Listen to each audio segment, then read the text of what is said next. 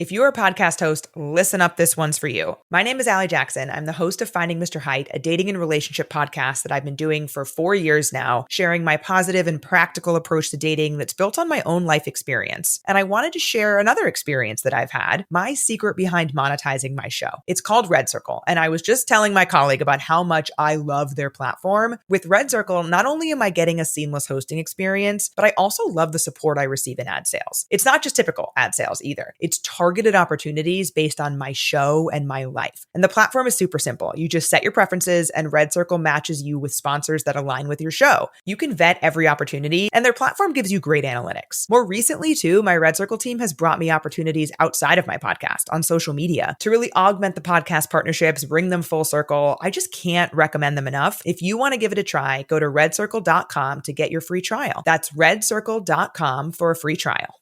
This is Jordan Grace, and you're listening to the Social Suplex Podcast Network. BWB, this is One Nation Radio. You better get it right.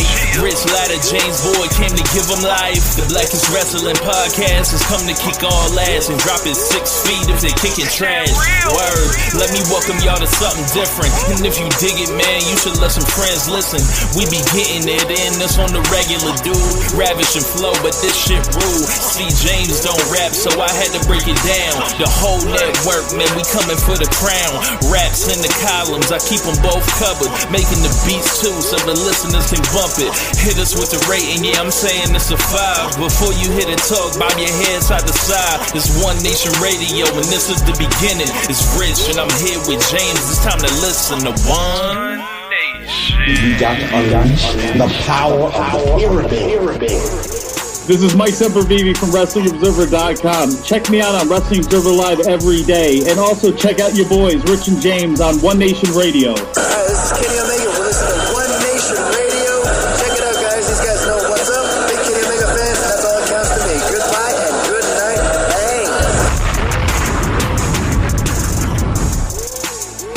Bang. Hey, folks. Welcome to this week's edition of One Nation Radio. I'm James Boyd. Me after What's going on, man? Not much, man. Just kind of a light week coming up this week. We probably should do some housekeeping of how we're going to do the show over the next week or so. Of course, all the holidays are coming and all that. So next week, obviously, is Thanksgiving. No One Nation Radio. I don't think we're going to do that. It's James' birthday next week. Oh yeah. So I guess maybe we just do the show on Monday. Yeah, we can look at a Monday or even Sunday if that works for you too. So we'll yeah, Sunday could work too. Yeah, we can do basically a pay-per-view wrap up and all that. Yeah, and then the show is on Saturday, correct? Yeah, show's on Saturday. I should know this one. Yeah, okay. Yeah, Sunday should work. Did a little stream about the Wrestling Observer Newsletter Hall of Fame. Had a couple callers call in Friday and all that. So if you want more stuff, my thoughts on that, you can go check them out there. James, do you have any quick thoughts on anybody in the Observer Hall of Fame or any of the percentages or anything? I mean, nothing really. I mean, you pretty much hit all the stuff we've talked about and discussed before, especially the Moxley thing. So yeah, it's just it's Drew McIntyre. One thing I mentioned is Drew McIntyre, he's what was it 10 or he got left off the ballot, or he's about to be taken off the ballot 1 to 2, and it's his year last year was getting CM Punk got CM Punk into the Observer Hall of Fame himself. So it's that's odd.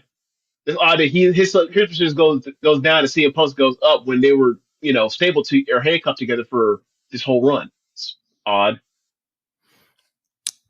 Yeah, I think it was a CM Punk be a good boy for a year or two in WWE, and then they'll reward you type situation there. Could be. But yeah, I'm glad to see people have unclenched their butt cheeks about CM Punk from let's say you're the pro AEW side. It's no, we're not voting him in, and then it's all right. So you thought this whole thing is did the WWE faction bring him in? It's weird. It's so weird. They probably did. So goofy. But then it's okay, so why didn't he get in last year? You know what I mean? It's just weird. It's just weird. Obviously, some people move on, so the votes have to go somewhere. But it's weird how people just rise up and all of a sudden, so like JYD's going to get in next year probably, right? And it's like, all Yeah, right, it's close, you know, 58%. when did you write that article? Was that 3 years ago? 4 years ago? 2 or 3 years ago, I think. Yeah. Maybe 3 Yeah. years ago I wrote it. Yeah. Now it's time for him to go in, right? Yeah. It's odd. Like if you're a Hall of Famer, you're a Hall of Famer. Like Bomani Jones talking about this recently, like in regards to Russell Wilson. Like 'cause a lot of people say that like he was on a Hall of Fame track and then he played himself out of it. And like while I disagree with him, I think depending on the case by case, I think in general I would disagree with this as a blanket like thought. But like he's like, if you were ever NFL or Pro Football Hall of Famer, if you were ever we thought you're Hall of Famer, like you can't play yourself out of that, right? Mm-hmm. And it's just weird how like this stuff works. It's like, okay, so if that's the case, the inverse is if you never thought he was in that, why is he in now? What changed? Like he didn't add anything to, you know what I'm saying? Nothing got added to his legacy, you know? So it's like, nah, man, these people should just be in. And obviously, the voting goes how it goes. People get in when they get in, but like, it shouldn't take someone in the historical category all these years to finally get in. Yeah, I think this was Junkyard's 13th year on the ballot, so he's got probably like two more years before he's at 1550 rule. Unless it's like Adam Copeland, he just repeatedly breaks that, and Dick Murdoch gets put on the ballot over and over again. So, is he on? Is Dick Murdoch on as a tag team? He got dropped as a tag team, and now he's going back on as a single next year. And it's like, Dave, get the fucking hint. Dick Murdoch from the Ku Klux Klan is not like going in the Observer Hall of Fame. It's not happening. Yeah. But it's how that works. But like like when does Osprey become eligible? Ooh, I would say because isn't it after 10 years in? It's either 10 years. It's 10 years or over the age of 35. Okay, he qualifies for 35. He qualifies for both. He's been Best Super Junior in 2015. He was wrestling before then. Yeah, I think he should be probably coming up pretty soon. He's not going on next year. I know that, though. But if the rule is that, then why is he not on now? He should already be eligible, right? You would think. Or maybe there's something else I'm forgetting. Yeah, maybe there's some, something we're not like privy to of why he's like not currently on yet. Yeah. But like, because he Okada, backflip into the Hall of Fame. Because Okada got in 2 years ago? Okada got in the year after Kenny, or he got in. He got in 2022. Yeah, so that was almost like he shows back up in 2012 New Japan. All right, that was 10 years on a major, if you will, right? Like Osprey's been had did Best Super Junior 15 and 16 and all that kind of stuff. So it's like, all right, where is? I don't know. Whatever. Yeah, like I don't expect him to get on the first ballot. I don't expect to get him on the second ballot either. They're gonna be weird about it. It's gonna be weird. I'm gonna be pissed. Yeah, it's gonna be a whole lot of ranting and fuzz and a bunch of other stuff, and I'm gonna be pissed. Here's my question, right? Does he need to come out of? He has to come out of the Japan area, doesn't he? Yeah, I think so. Yeah,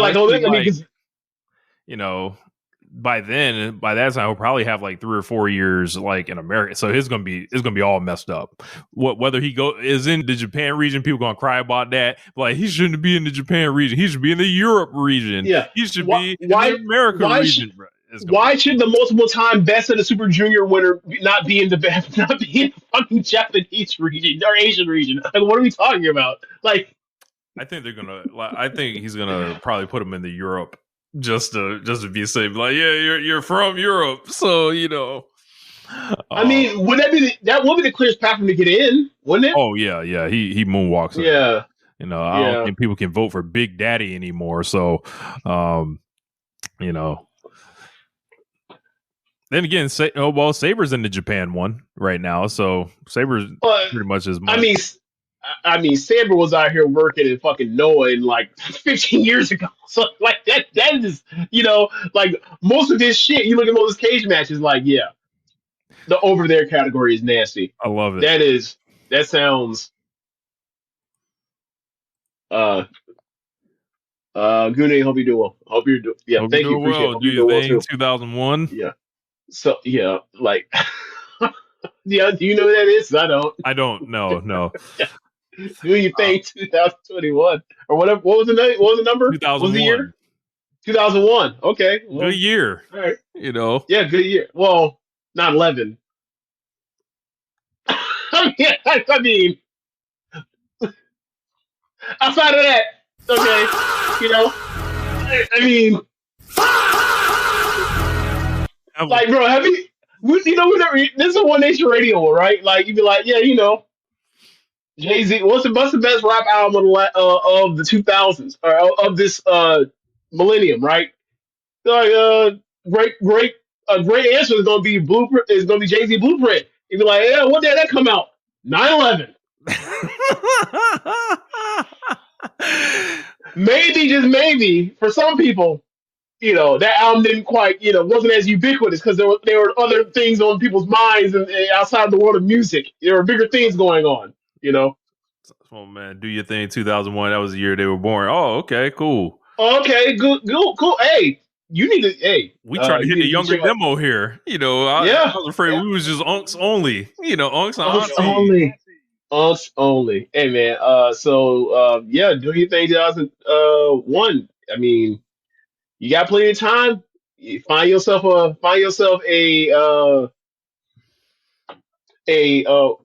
place where you can learn how to wrestle, and you get you to the Observer Hall of Fame eventually in like 20 years.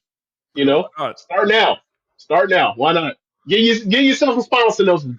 Multiple people born in 2001 here. Yeah. Why you? Yeah, 2001 day. Yeah, take your ass out there. Get that spinal stenosis. You need some next fusion.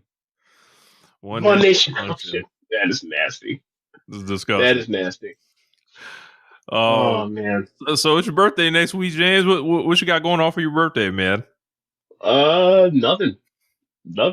Like, I don't think I really ever have anything planned for my birthday, like in the last few years anyway. But I don't know. Something will come up, I imagine, or not. We'll see. Because my birthday's on a Saturday, I think. But I can't. You tell me when the 29th is, because I can't look at my phone and look in the calendar real quick. I will take a look. Shoot, hold on. I think it's a Saturday. Hold on, Saturday. Shoot, you going to Prana?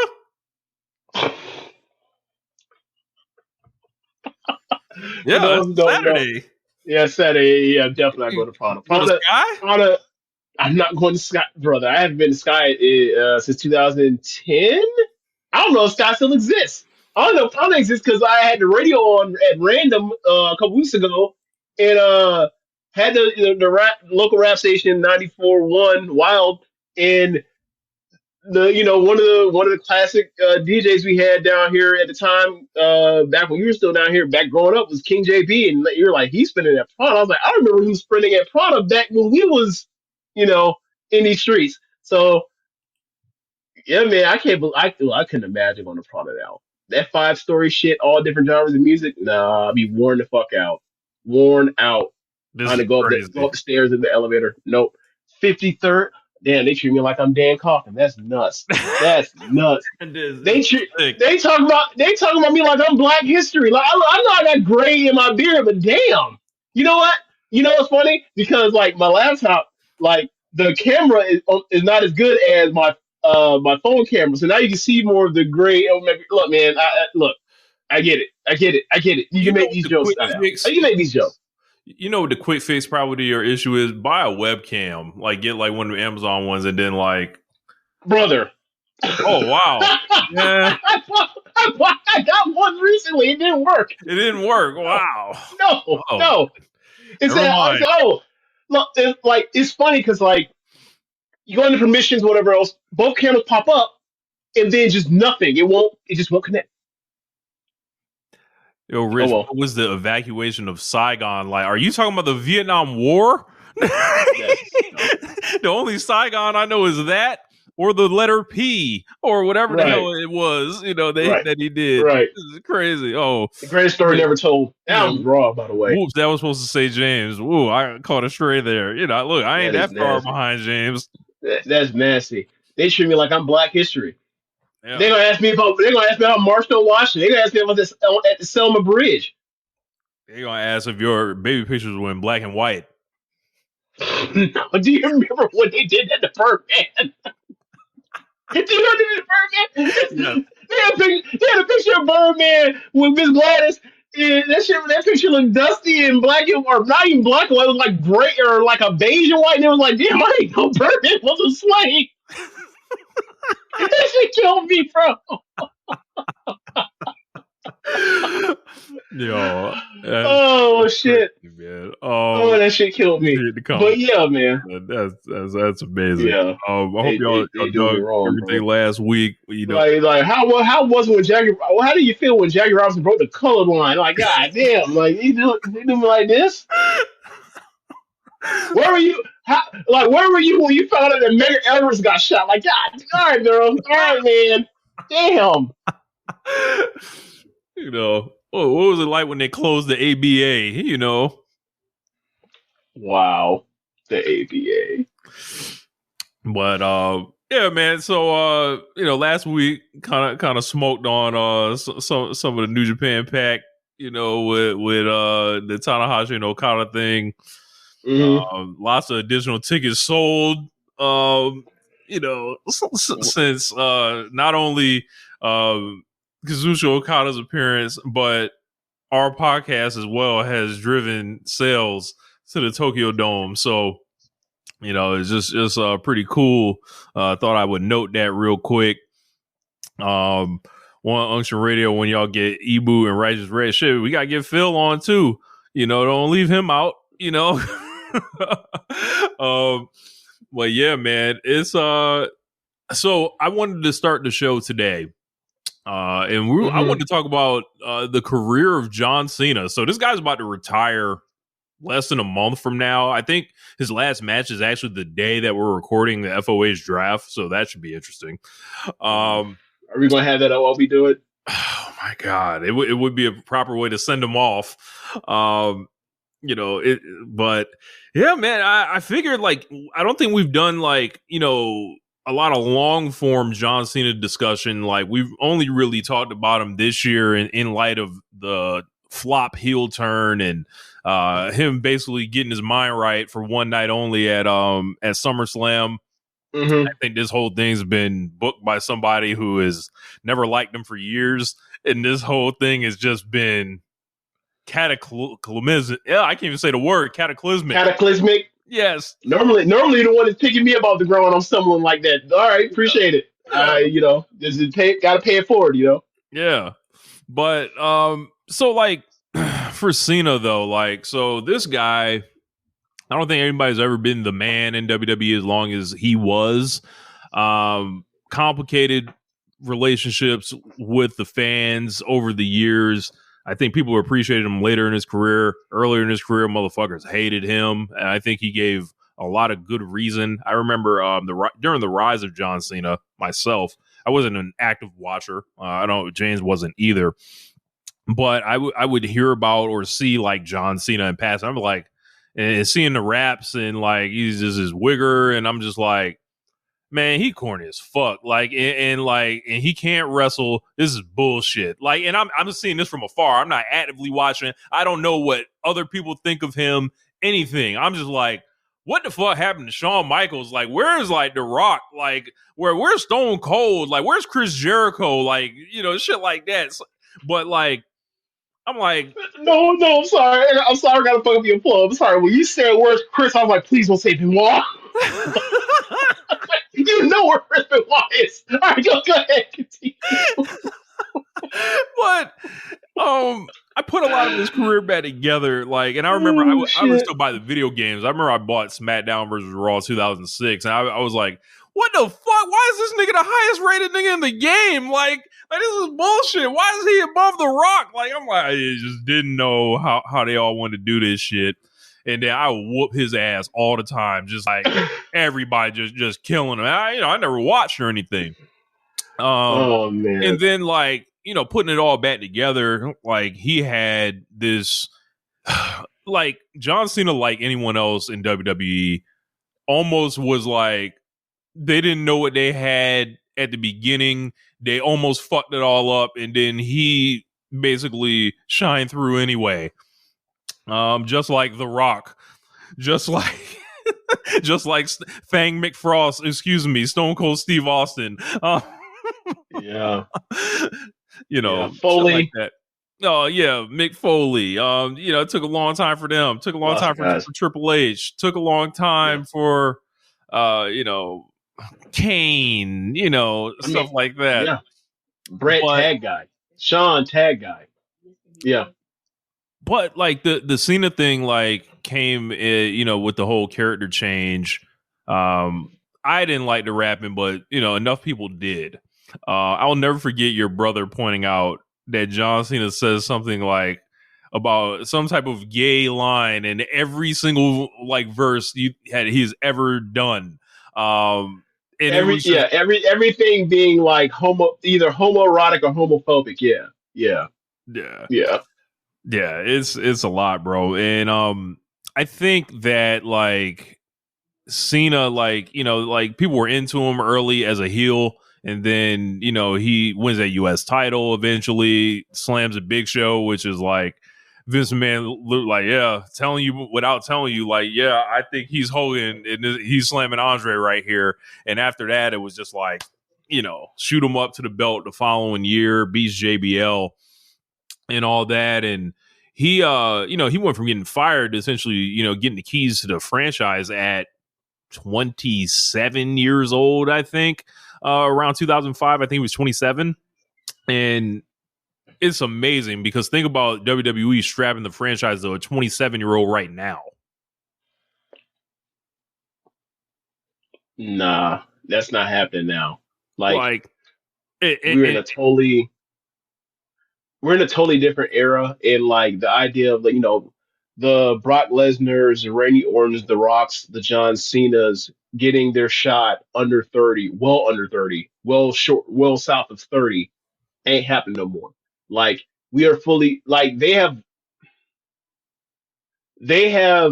so used so much of the key indicators and markers of what people are needle movers are, right? Hold on.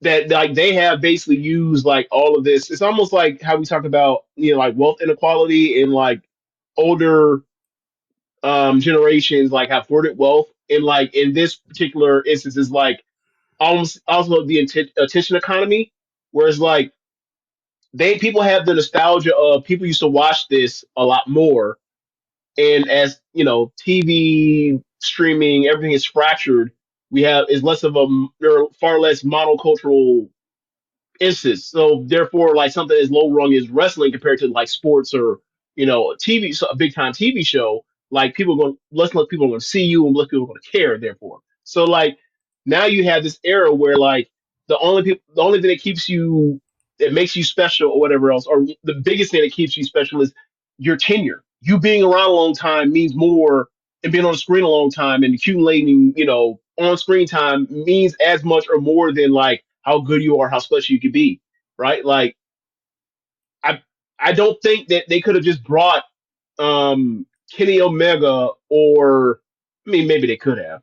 But like I think a big thing of why Cody worked out when he first came back was like there were people from 2008, 2009, 2010 through 2016 that saw him on SmackDowns and Raws. So they're familiar with him, and he comes back after this AEW thing, and then it's push him to the moon. That's part of it. And obviously Cody was ready, right? But like if that was, I don't know, if that was Hangman and Page, who's a better wrestler, there's not this thing of we saw this guy grow up in a way. We saw this guy for years. He's just like even if he wasn't pushing his level, we're familiar with him. So like we can just push him to the moon. Because absence makes it hard fun. Like when Jericho comes back, or if Jericho comes back, they're gonna go nuts after they talk shit about him on, inside the NBA and all that kind of stuff. Yeah. It's gonna happen. So like that's one of these things where like, and also as we talked about before, like unfortunately, or fortunately, however you depend it, like these guys, because of medical advances and people being able to take care of themselves better, these guys stay in shape and they can wrestle for longer and longer and longer and longer. And they can just compile. They're not even like it's not like a situation where they're like Steph Curry or Durant and LeBron where like they're still great at advanced age. Like no. These people are just like they're just not, I wouldn't say shells in themselves, but they're way past, they're clearly past their prime, past their peak, and they're just hanging on. Like Randy Orton is not going to add some, excellent 4.25 star match to his resume on pay per view. It's not a thing, really. You know, like CM Punk can do that, but he's not doing it every month on pay per view, right? Like, and as we see this, is how it goes. So, like these, also I like think the when era Cena of came in, and when he came in, he was actually a beneficiary along with, someone you mentioned, Brock, Orton, Batista. Like there was they had there's like a power group. vacuum. Yeah, essentially they had spots to fill because Triple H Yes, was, winding. He was getting older. Let's just say that. Rock was gone. Austin was gone. Brock ups and leaves, and then fully gone. No, Sean is clearly past his prime as he comes back. right, and it's like, all right, they feel the urge to get younger, like. Oh, sorry, because people gonna yell at me. He was past his prime as being someone that could be pushed as a top guy ace person. Like he could be the champion, but he can never be like he's never gonna be like, yeah, he's gonna main event like 3 WrestleManias in a row. Not a thing. Or he's gonna win 2 Rumbles back to back. It's not a thing. That wasn't a thing anymore. Yeah, and like Sean kind of like basically was like, yeah, I'll just do my thing without the belt because I don't actually like want to be the champion. I'm working a limited schedule, all that stuff. Just Yeah. I'm gonna have the match of the year every year, but like leave me the fuck out. Oh, that other Right. shit. Undertaker also in that class of guys like, yeah, he's around, he can't main event, but he's not gonna be the guy you put the company behind anymore in that way. Right. So Cena came of age kind of at this like perfect moment for him. And really kind of grabbed it by the throat and then received ungodly booking protection pretty much throughout the rest of his prime until they started doing like weird stuff with him. That whole like pretty much 2005 through 2013 I think is the real Cena, the age of Cena. And this thing is like you're looking at it like all those WrestleManias like that he fought in big matches, the Randy Orton rivalries, the going through the crowd turning on him, getting booed and sabotaged by Triple H. And at one point this guy fucking stank. He was rotten in the ring and he sucked. Don't let nobody confuse their love for Cena with like what the reality was. Like this nigga sucked, and then like on those promos, great promo, right? But definitely took liberties with people. Like definitely like was like, all right, you go ahead and say everything you want, but you can't like actually respond to John Cena like that because Vince will fire you, but Cena gets to do what he wants. So like there is that thought with Cena, and I think him being such a because I didn't get it. I thought it was corny. I thought he was like it took a while for Cena to kind of win me over where it was like, okay, this is who this guy is. I feel like I've seen all the tricks, and that wasn't up until like the middle of 2012 for me. And at that time, I think I had been watching him closely for like a year and a half and then putting it together back the rest of his career. A lot of good pay-per-view matches. This guy was booked by Vince McMahon at the end of the day, so there was going to be bullshit. But there was like, this guy was a fucking bleeder. He was a hard worker, and he's a testament to giving a fuck. Like, and you talk about hard workers in wrestling, you don't get much further down the list than John Cena. Yeah. You make an argument that like based off of getting the most out of your ability in the ring, like he's one of them. Like the dude's not coordinated. He's not. Look at him throw punches. Look at anything that involves like agility. He never had it. But that's the beauty of pro wrestling. Like that's the thing we talk about when it comes to like the actual skills versus like the in-ring skills versus like can you put a match together that can compel people. And like he wasn't technically as good as Randy Orton, but he outperformed Randy Orton. And when I first got back into watching, I was like, I'm watching both of them on, two different at WrestleMania 25 or whatever else on not live but on replay. And I'm like, yeah, Randy Orton should be the guy. Why has John Cena been the guy? And I first started watching both of them. It's like Randy Orton, like everything he does looks perfect. And then you go through the years and it's like, oh, okay, that I get it now. So yeah, it's actually like it's really a commitment that like when you start doing the Open Challenge, the U.S. Open Challenge in 2015, like they used having matches of that caliber on a almost weekly basis, and it's like because he ain't that level of wrestler. Like as far as technically speaking, no. Yeah. And also like his apex kind of came at this time where people were actively kind of turning away from wrestling, like as far as like how corny it felt. All these guys retiring post Benoit, Yeah. the murder stuff, and then it's like for Cena to basically just strap a lot of this to his back and basically be the guy that gets WWE back in stadiums. Like it's on his back in like Batista and like stuff like that. It's I think some of that stuff like led to some overexposure. He was Definitely. he was pushed harder. Like it's crazy because like we named all those guys that end up retiring, like Michaels, Undertaker, and all this stuff. Edge, Jericho, like these are all the guys that fall by the wayside as they're trying to replenish. And then it's like, well, what the hell's going on here? Because they're trying it hard with Sheamus, right? But it ain't really catching like that. Like this is very sterile or whatever. That's where like your CM Punks, your Bryan Danielsons, like they break through like this kind of, and then he has to deal with the other side of it being the franchise guy that all those guys kind of go against now after fighting off all those legends for years and years. It's really interesting to think about from that perspective. This guy like was a cash cow. Just all the different colors wasn't for no reason. We gonna sell every one of these motherfuckers. And like kids, like it's crazy. They'd be like, yeah, Cena's for the kids. And then I would always be like, well, when did those kids grow up? Like, but then it was always new kids year after year after year. It was new kids or whatever that was like there. And then I think a lot of your more hardcore fans, your adults and everything like that.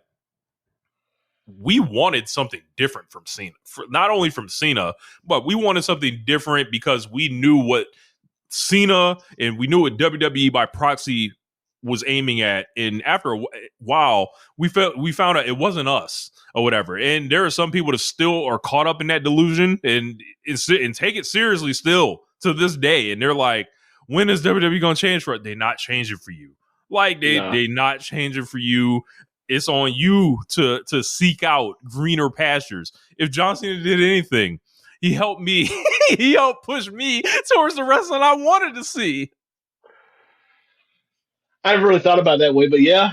I mean it wasn't necessarily right. It wasn't necessarily his fault, but he was the biggest face of the company as like shit's Danielson is retiring and like shit looking sad as fuck. CM Punk has left, ain't coming back, and like we see the Roman Reigns push like come from a mile away, and it's like he's like a year away. It feels like he was, but they're like, go ahead, never mind. We got Danielson coming back, and we got John Cena. We finna push them both towards these secondary titles, and we're gonna put the big dog over like at WrestleMania 31, and they were like, oh, never mind, we'll delay that one because this shit is boring, sad as fuck. Like I remember Rich, like he was into the Roman thing. Like there's a picture somewhere on the internet, somewhere on Facebook of Jeremy Donovan of Keeping It Strong Style and Rich Latta of What Is Your Radio at some spot wearing a Roman Reigns shirt. And I remember at the time being like, all right, man, all right. And then that man showed up after he had the was it a hernia situation, and he fucked up I think it was a December preview, it was TLC, and he fucked up what was going on with Seth Rollins' match, and that man looked down the camera and he declared for the Rumble. And I was like, Rich, get your mans. And then 2015 Rumble happened, and all hell broke loose. Yeah. So yeah, man.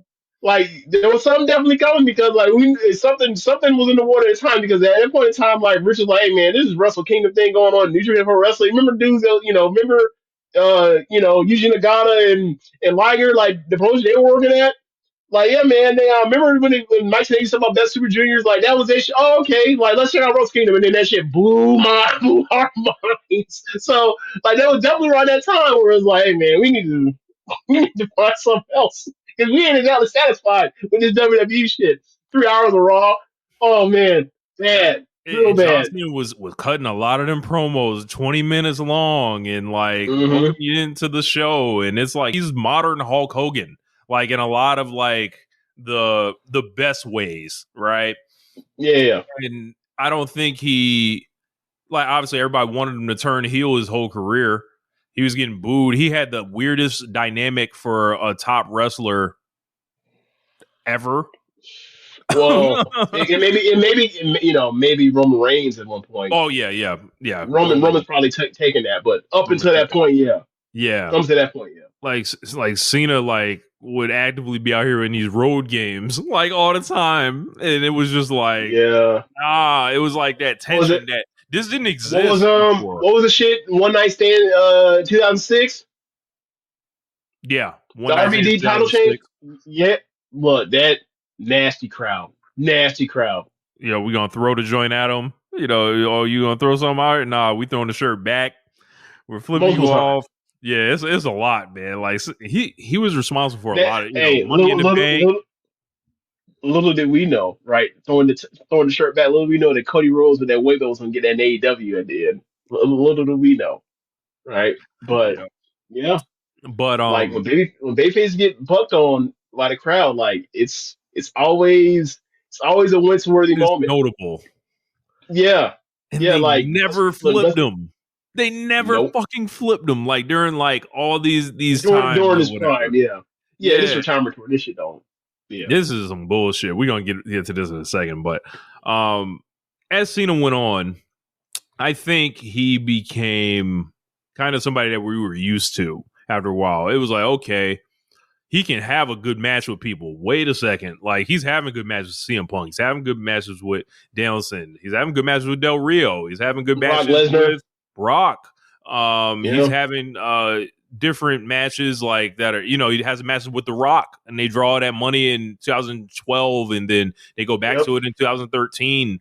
And Seth, I mentioned Seth should be on the list. Seth Rollins, yep. Yeah. And he basically like just wills himself into like by the middle of the decade, as you mentioned, with the Open Challenge, with like being the champion a couple other times, like it was like, yo, they try to start winding him down a little bit earlier than like they probably should have. And I remember us talking about it at the time.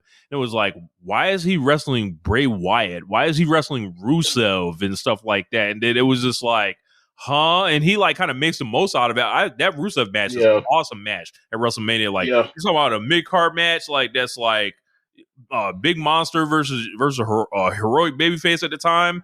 And like, to be fair, respect. Like once nigga come down there in the tank, it's like you gotta fuck it up to fuck it up. You know what I'm saying? Like they kind of had it in the bag. Like it's classic pro wrestling. Like they in this big open air arena stadium, this baseball or this football stadium in America. It's a big it's a big foreign monster, that's from Bulgaria, but via somehow they want to rush into it to make sure it's super nasty. I bet they won't do that now in 2025 as opposed to 2015 when they was doing it. But yeah, like that was shooting fish in a barrel, but we just didn't really recognize it that way. Yeah. Then you came down the tank. You had to be trash to fuck that up. You really did. Yeah. The AJ and Kevin Owens matches, absolutely. Yeah, but that's 2000 or mid 2015 into then AJ 16 and 17. So they want to compare this goofball John Cena to my GOAT Hiroshi Tanahashi. Rich, I mean, there are parallels in their careers or whatever, except Tanahashi is way fucking better. Like that's it's not even like, and everybody always loved Tanahashi. Yeah, much, unless he acting like a dick. Yeah, and even then, like it's charming still. Yeah. So yeah, like Tanahashi is another level, but it's one of the things like it's still an all-time babyface. So I get the comparisons. Yeah. They're both all-time babyfaces.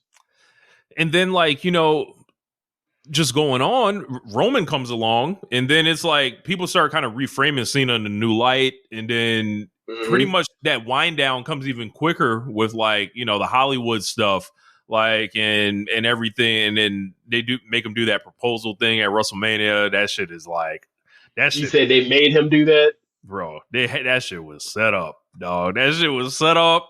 That shit was part of the entertainment, and like they did all this weird stuff to John Cena from 2017 up until 2023, where we're starting with the Nikki Bella thing, and by that time he's putting over Austin Theory in a heatless opener, like he's coming back, and then like you're being asked to take him seriously again, and it's like he and Solo Sikoa, like they were letting bums beat this man. Rich. You forgetting WrestleMania 34. Oh yeah, I forgot about that. They had an unadvertised match with squash match with Undertaker, where that man did this whole thing of he's going from hither to yon to the you know, from the bottom of hell to the top of heaven's gates to get a match at WrestleMania, and then at the end he fails and fails and fails. He's like, you know what, I want the Undertaker, and then he starts cutting promos with Undertaker, and then the match not advertised, and then like Cena walks his ass out there, and they have an unadvertised squash match, and then like their argument is like, well, we didn't advertise, we gave you something, be happy we give you anything, and you don't get the fuck out of my face. And they were doing tons of weird shit at that point in time. Like, and Cena was awesome. He was having awesome matches on Raw at that time, and it was like, well, what the fuck is this? And then they just kept doing weird things with him, and like in Cena's case, he's never going to complain about it. He's never going to like give you anything really. Like John Cena don't talk to nobody. Like, and if he does, it's like extra low on the low. Like we don't know about it. And I think a lot of his like what could have been quality years and then quality in and out times, because you know he was in and out a lot by this point, could have been a lot. Obviously, this is late stage Vince McMahon, so like we don't know what the fuck like. And then that brings us like to this year, and I'm kind of speed running Cena's career, right? But you know, for the sake of time, this year with the return at the Royal Rumble, they advertised this year-long retirement tour like 18 months in advance. It starts this year. Everybody wants them to win the Royal Rumble, make it real easy, go to WrestleMania, whatever. They decide to put over Jey Uso, and we see how that's gone since. Then the next month at Elimination Chamber, John Cena's going crazy because he can't get to WrestleMania, and now he has to turn heel and sell his soul to The Rock. But wait, The Rock's not actually involved with this. But wait, all this merchandise has already been printed. But wait, there's actually no plan at all. There are no opponents lined up. There are no like actual creative ideas to sink down into. They mercy kill this shit by SummerSlam. This is insane in hindsight. The only person that dares to get over off of this is Ron Killings, who promptly returns to a comedy character who may as well talk to imaginary children again. Like Travis Scott. Yes, this Travis Scott showing up at John Cena the last time he's going to put his hand on Vince McMahon's daddy's belt. The last time he's going to do that is going to come from Travis fucking Scott, who walked out to the ring so slow, hearing every note of Fiend, every verse, every hook, every ad lib, and while simultaneously submitting a shit show at WrestleMania. That match was ass cheeks, boy. Like, and then like the arrogance of like Triple H to act like this mastermind among this. This has been a tragedy. Thinking about what Cena is supposed to represent, right? I've heard Vince McMahon want to call this man the Babe Ruth of WWE, as he's also called Hogan that shit before too. Never mind that. Think about that. Like, this man is like, all right, I'm done with this shit. Mm-hmm. And there are people that have shown that they love John Cena, and they've proved it all year. They've shown up to these buildings. They bought the merch. They went fucking crazy at SummerSlam when he put out bought them expensive ass tickets.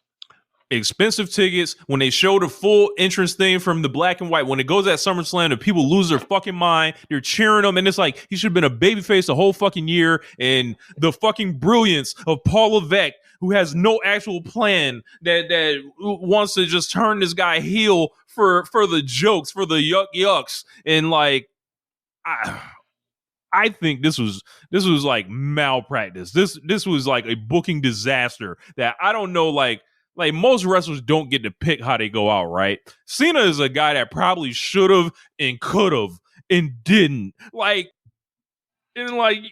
Think about all the things they've done with him. They got him about to wrestle a back-to-back, a home and home with Dom Mysterio, James.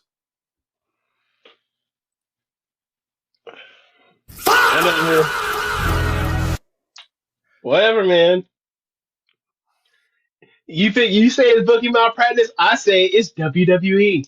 So there's always some silly shit that don't make no sense happening over there, and that's a part of pro wrestling. So you can get some things right, you can also get some things very, very wrong. So they have Brock Lesnar squash him again. Yep. They design they brought Brock Lesnar back. Yeah. And then him and Triple H are doing the game of like trying to throw each other under the bus over who brought who back, and he's like, no, Johnsy's like, no, I'm leaving here. You're not gonna put this on me as I'm trying to further my career in Hollywood for your ass. No, you threw me under the bus. I'm throwing your ass right underneath the Magic School Bus, brother. No, not happening. And then they design a fucking tournament and start bringing back these Dolph Ziggler and Zack Ryder, and they literally have a tournament to see who's going to be his last match, and he's going to fight Gunther as his last match, right? Hold on. They brought back Zack Ryder on Friday, right? I think so. They brought him back on Friday, and then they brought back Ziggler on Monday, right? When the case they brought him back for Raw? Yep. And it's like, okay, Ziggler, clearly, they had a history or whatever else.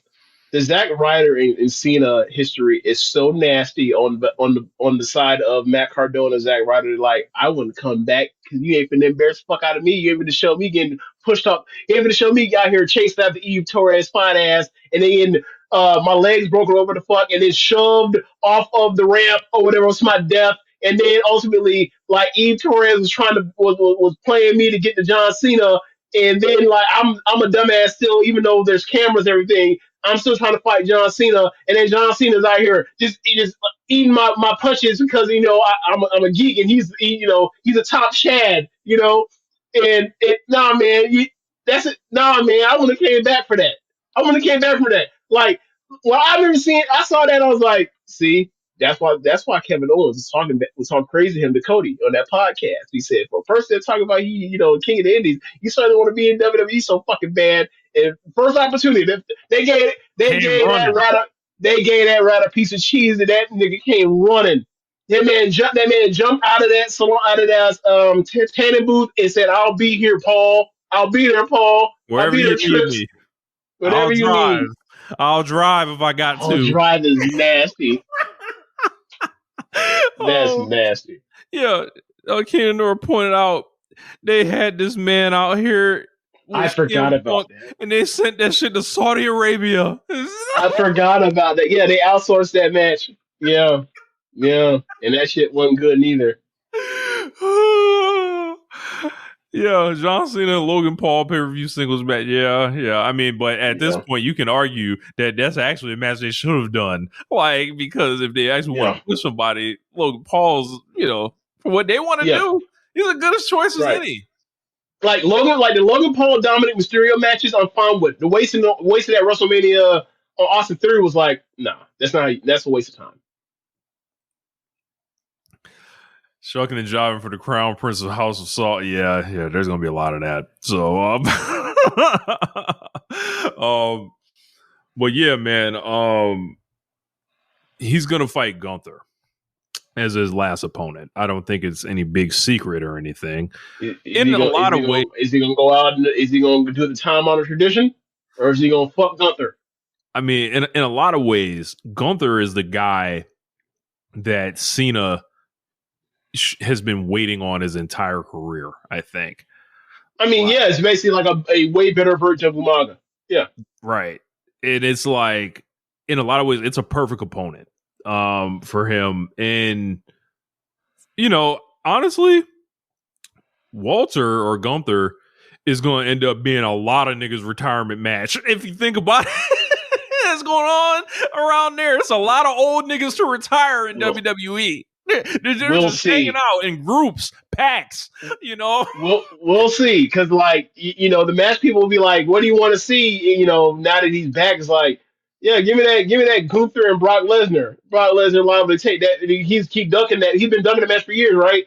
Brock Lesnar get that match up there and then decide to shoot on Gunther and be done with it, and then everything's fucked up. So we'll see. Funny.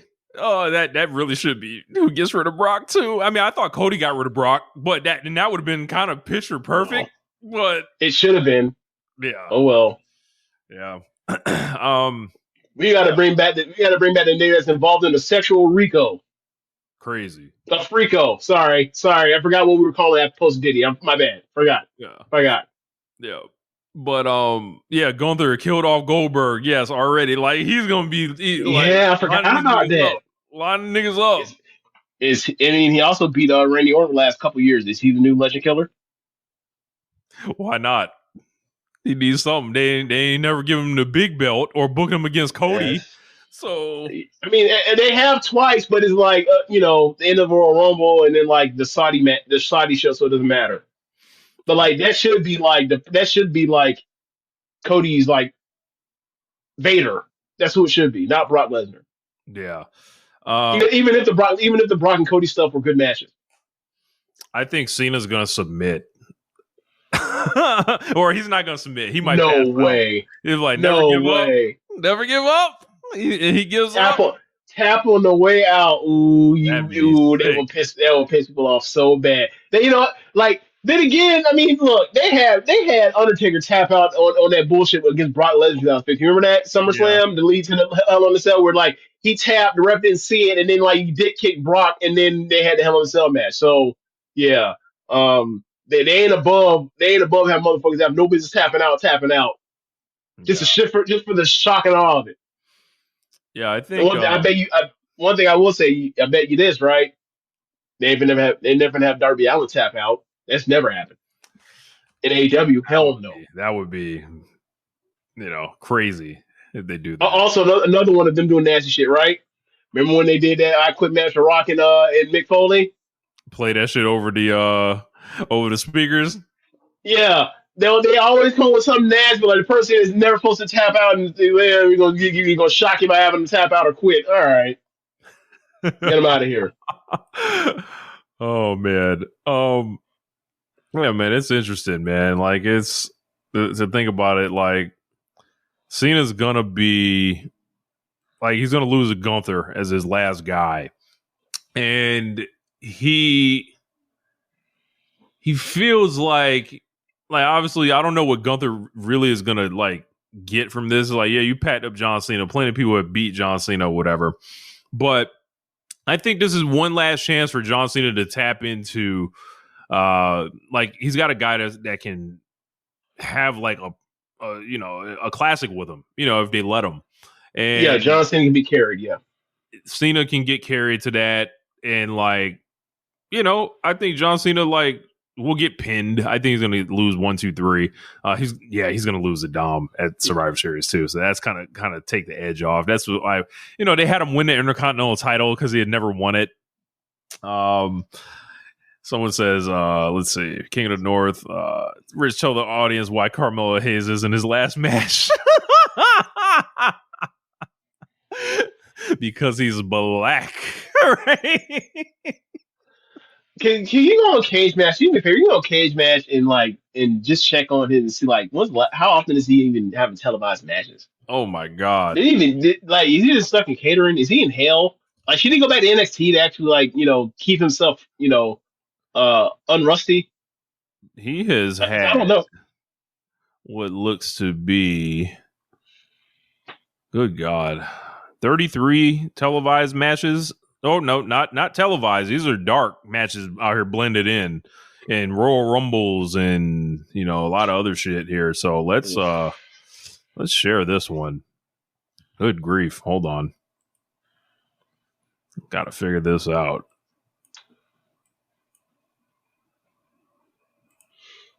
So, all right. Carmelo Hayes defeats Kit Wilson on main event. He also defeated Kit Wilson on SmackDown. Yo, I don't know who that is. Neither do I, brother. That's those televised and paper, those televised matches, right? Or the quote unquote, I wonder if I can narrow it down. No, it's fine. It's fine. Like SmackDown, Raw, pay per view. Here we go. Bro. That's This is shambolic. Yeah, brother. That's not good. They have not been using that man. Do you think you wish was on NXT and he'd be wrestling like Javon Evans and shit and Trick and in Oba Femi? You think he wants to do that instead of doing what he's doing right now? Or do you think he's like, fuck it, I'm getting paid at least? I think he's probably happy with the check. He's probably happy with the check, and then NXT is the new toy syndrome. They've probably been looking at that man. What you still doing around over here?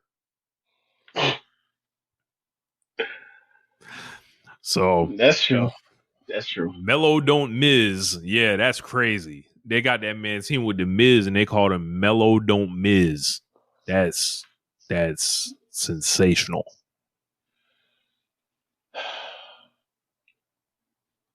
So Awesome Truth 2025.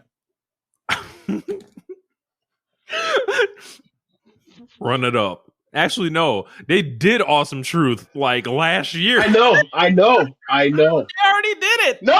Wasn't it this? Well, yeah, it was last year. That was last year. Yeah. They already did it. But so like, I don't know. John Cena's complicated career. Parts of it, I fucking thought he sucked shit. Parts of it, I liked him. And then like he went to Hollywood. He had a really, really long fucking run, primarily because he got an opportunity at a young age that a lot of guys don't get. He got a lot more rope than a lot of guys got to say whatever the fuck he wanted in his promos. And for a lot of generations of people, they were watching John Cena as a kid and loved him as a kid, and he always appeared with the kids and always here to hear about the kids and the merchandise and all this other shit. And then like he was getting injured just as much as anybody else when everybody else was getting called injury prone and all this other shit. And they were always rewriting the rules for him, but at the same time, there's a hardworking motherfucker that was a gym beast, that would lift, that was never really had the steroid whispers around him, but I think we all kind of know what it is at this point. There's no fucking way he was lifting the way he was without the juice. There's no fucking way. You want me to respond on that one? Because I have nothing for you. Like, I don't care if he was on that shit or not. Like no, I'm saying, like, cause that's a big part of his thing, where it was like, Cena's natural or whatever. Like, that was a big thing. But that was a big thing. That was a big thing. That was a big thing for Hogan too. Like, whatever. Yeah. So, I don't know. I think they could have got more out of him at the end. Yeah, they could have. And they look, as much money as they made, they left more on the table. They could have turned this man heel in his prime. They could have did a lot of cool stuff with him, and they didn't. They kept it plain as white bread for a lot of it. Yeah, like another part, like they never got to a Roman Reigns and John Cena match at WrestleMania because they blew it off on a Staples show. Mercy, yeah. Yeah, and then they did it like at a stadium. They did it at a SummerSlam and stuff like that. So, like, they got a stadium out of it eventually, but it was like far too late, and it was just like, Yeah, but that was post-pandemic when they're like, Roman Reigns was elevated to the main event of WrestleMania in 2015, and then they didn't get to it until 2023, 22. yeah, You waited 7 years for this? What the fuck is wrong with you? yeah, 7 years is an eternity in pro wrestling. yeah. Like 2015, AEW didn't even exist. You know what I'm saying? Like it's crazy. It's crazy. Yeah. But final thoughts on Cena, James? Yep. Person I was highly skeptical of and dubious of, and from what my eyes were telling me, and he won me over. Don't judge a book by its cover, because I tell you that cover was ass cheeks. that cover was not impressive whatsoever. And then over time, he was like, you know what? It's actually impressive with the amount of limitations he had, how you made this work. Like, I mean, I talk about this often, like where you start or wherever your gifts are or whatever else, and then like how far you take it. Like, there are not too many people that have taken it that far with that limited amount of physical ability as far as coordination. Like, just crazy. It's crazy. Absolutely. Them raps, don't get me wrong, them raps still corny though. Yeah, Just the raps fucking stank. Like, you want an example? Go watch the 2003 Royal Rumble. They're just playing a beat in the back. He's not even trying to catch the beat nowhere. He's just like, going at it. I wonder if I can. I wonder if I would get yanked if I play that shit. They'll grab you quick. They'll grab you as if you playing a 2010 Kanye song. Don't do that. Yeah, not gonna do it. But yeah. So let's move on, man. Let's talk about pull that shit. They're gonna pull that shit as fast as you say ball so hard. Yeah. Nope. You are not gonna get off those niggas in Paris. You ain't even get a nig in there. You take So we got AEW Full Gear coming up, and that's going to be a hell of a show. It looks like on paper. Trying to get our graphic pulled up here in the other window at the moment, but yeah, man, like this. Speaking of sevens, you said a couple minutes ago, this is the 7th Full Gear, James. Holy shit! Yeah. 19, 20, 21, 22, 23, 24, 25. Yes, 7. That's crazy. Yeah, and it's like crazy. You see Full Gear coming, and then it's like, yeah, man, it's the end of the year. Kind of everyone talks about World's End now, but I think World's End is a lower pay-per-view. Yeah, pay-per-view. I'm looking at it here, and it's like I got the whole card. Let's see. So obviously we'll pepper in the Dynamite stuff that relates to it from last night. Show I liked. I thought I saw some mixed reviews on it, but I thought 3 hours actually, rough, man. I watched the whole thing, and I was engaged pretty much the whole time. I Collision got over with me, this week. So the matches were fine. I just felt tired. By the time they got to Hangman versus Shabbat, I was like, I could just feel my attention span just saying like, you want to be done with this. But I was like, oh, well, if I don't watch it now, I'm not gonna be able to watch it before we got to review the show. So you got to soldier it the fuck up and deal with it. But yeah, I thought otherwise, like while I still had the energy for it, I thought it was a good show. I did. Yeah. So I guess let's start with a hot match here. Jon Moxley versus Kyle O'Reilly in a no holds barred match. This is pretty much the tough white man. Yes. The tough white. Damn, what's the word I'm looking for? The pinnacle of the tough white man match. This is like these are two guys that definitely are the backbones of this, complete, kind of thing here. Oh man, I love it. I love it. I've really enjoyed their two matches, and like I've always had a soft spot for Kyle O'Reilly as far as like his wrestling style and like what he was doing in NXT all that time, and like when he finally got a singles push, like the level of matches he was having, and obviously stuff I saw when he was in New Japan, doing the New Japan shots or whatever here and there, like the Shibata match or the Adam Cole match back in the day. So like I just like that style of pro wrestling. And I think in AEW, when you have so many, aerialists and people that are lucha influenced, that like you lose sight of like when you merge these styles together, you get awesome matches. Like, there's that match with him and when Kyle O'Reilly first came over, him and Phoenix, that was fucking incredible. But O'Reilly, he got lost in the shuffle because he had the injury, he had Adam Cole injury. And you just never knew where exactly to place him. And then they found a spot in conglomeration, just being, basically cool Kyle around NXT cool Kyle around like Orange Cassidy and his cast of Outcasts or whatever else. And like it ended up working.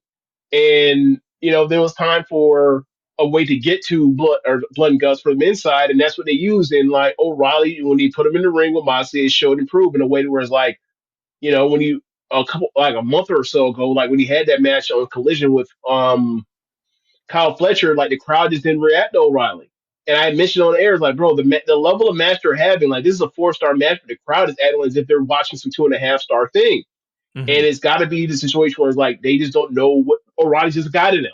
They don't, and also he wrestles style to where like you have to care about him to be able to do that stuff. And John Moxley got him to this point. And that match gonna be awesome. They're gonna be, someone might break a jaw because in a big match stakes, like Kyle O'Reilly might break a jaw. So it's gonna be a nasty match. It's gonna be fun. And Moxley clearly likes Kyle O'Reilly. If you remember, Yes. 2022, they had a match also. I'm sure John Moxley handpicked to work with him then. Probably did the same thing now. You can have a crazy go the fuck off match with Kyle O'Reilly. Like, he's never been a guy that I've ever thought was boring or anything like that. Like, he's not like, for me, he's like way better than Zack Sabre Jr. Like, he's like on that Danielson side. Like, for that me, match would be fucking awesome. By the way, like, there's another part about it, right? When O'Reilly first came to AEW, right after he left NXT, like there was an interview that I followed with him where he was talking about how he talked to William Regal. And he said, like, am I crazy because he always wanted to face Danielson. He never got the match, but he said he always wanted to face Danielson. And obviously the injury, cost him that. And he said that, like, am I crazy for like wanting to chase this match? And then William Regal said, I came to America, I wanted to face Flair.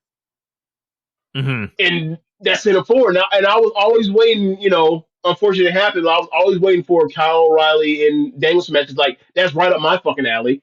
It just unfortunately never happened. But like, I'm glad that like, he has this group around him of baby faces, this plucky band of misfits, and like they all, are kind of like draft off each other with like their charm, especially Orange Cassidy's, and like we're here now, and I'm very happy with this. I was like, I don't know.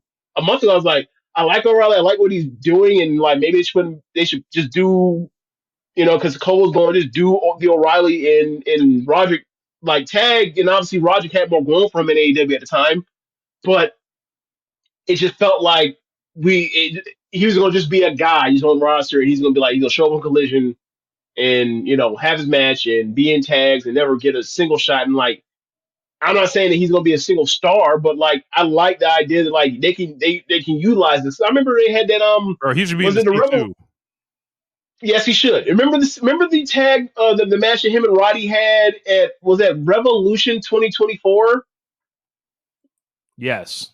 And they beating the fuck out of each other, and the crowd didn't react to it. Then it was like I was ringside for that.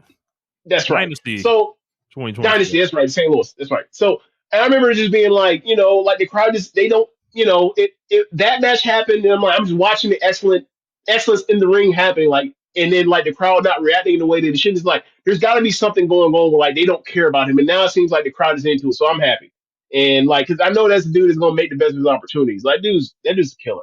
Dude's a killer. I love watching the ring. Like, I'm not saying he's Osprey or Swerve or Omega or Okada or Takeshita shit like that, but like he can be in the ring with those guys and have a match that holds up to that. He's that level of worker.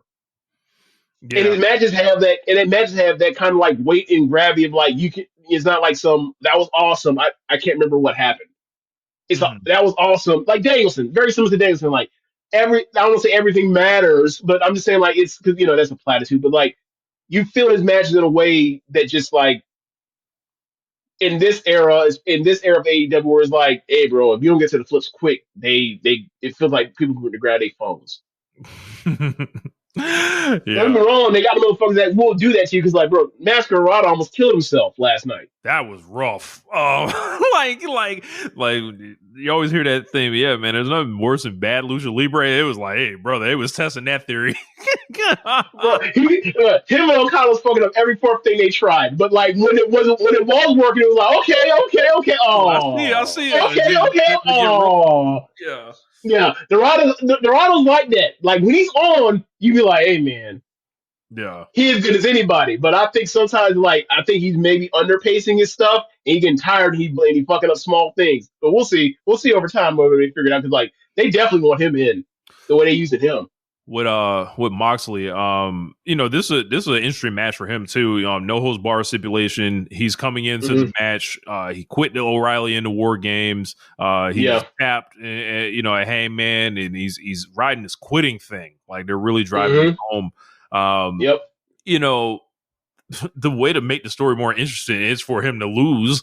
Now, are they going to do that? Tony Khan is very protective, typically, of John Moxley. Right. So this is hard to like I feel like Moxley's going to damn near like just have to kill Kyle O'Reilly and then beat him. That's what I feel like is going to happen. Yeah, like I could very well see like John Moxley making him win in a pass out situation, and like all of a sudden they face each other in the Grand Prix. It's funny, I don't even call it the G1 Noir, I call it the Straight Grand Prix. Like you end up in the C2 and they face each other, and like I think they have that kind of thing happening. But like I think Moxley, because I think this is the most big losses. This is the most John Moxley has lost in big spots in a year in AEW. So I think after the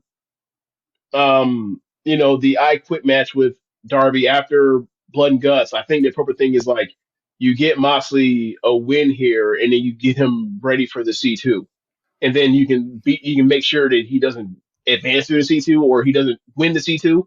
Yeah, but you beat him on like the final day or before they finalized the round. Hell, look. Have him beat O'Reilly here. Have O'Reilly beat him in the same block on the final night. Yeah. So moving on, we got a 4-way tag match. Now I feel like this is happening for a certain reason, which I feel like I'm spotting from a mile away. 4-way tag team match the rest of the tournament. This tournament is going on very long time. Got the Babes of Wrath, Will Nightingale and Harley Cameron, Sisters of Sin, Julia Hart and Sky Blue, who cut an abysmal promo last night. It made me want to stick something in my ears. The Timeless Love Bombs, Tony Storm and Mina Shirakawa debuted a new entrance and new music that Mikey Ruckus really got busy on, and they got a new dance. And then Megan Bain and Marina Shafir. So they're doing this 4-way tag match. The bracket is broken up exactly how I just said those teams. The first two teams are Babes of Wrath and Sisters of Sin. They're facing each other, right? Neither of those teams are winning this match, this 4-way. The winning team will choose their stipulation. So we've got, out of these ones, it's going to be either Tony Storm and Mina against Megan Bain and Marina Shafir. Since Megan Bain and Marina Shafir are pretty pushed women and protected, they need a stipulation match for them. They can justify beating them. So they can justify beating them. In a way where it's like there's some backdoor kind of thing to it. So like this is why it's on like I think this thing is like it's a flashing light that these belts are going to Tony and Mina at this point, right? Yeah. And not that that's a bad thing or anything, right? It's just they've made it so fucking clear that it's like, and then also the way to get Megan and Marina out it's coming by goofy means. Like, and I hate it. And I'm just like, why can't we just do these matches and beat people and have them come back better? Like, and then like in I would say this. They've already done bullshit to get people eliminated, like Mercedes and Athena and stuff like that. So like this whole thing with it is like they let like these quote unquote lesser teams get, like, they're gonna fight Sisters of Sin in the finals. I hope everybody knows. Like, that's gonna be Sisters of Sin versus Tony and Mina. Like, that's what's gonna happen. And it's that is not what I would do. I just do babyface versus babyfaces. Yeah, like, and like the matches I think that they had on the show last night, they did like 3 of them. Like, I liked them all to varying degrees. Like, I liked the TJ and then Megan and Marina match. I like the Riho and Windsor versus Mina and Tony. Yeah. All right. So like, I'm like, yeah, like they can have good matches and stuff like that. It's just, I don't know if they're going to be bringing people in AEW to be like, yo, you're a tag team wrestler or whatever, and you can be as big as you want, like, and this is it right here. Like, you know, like there's no FTR, there's no Young Bucks. There's like, this is a Tony Storm vehicle. I hope everybody like has realigned their expectations of this thing. It is a Tony Storm vehicle, but it's also benefiting Mina, and they definitely know they have something with Mina. Like, Mina's going to be an AEW Women's World Champion. I don't think she'll ever win the belt. I think she will eventually. I think the crowd likes her too much. That same thing with Willow. It's the same thing as like Willow. It's like she's over to a certain extent where it's like they'd be dumb not to ever do it.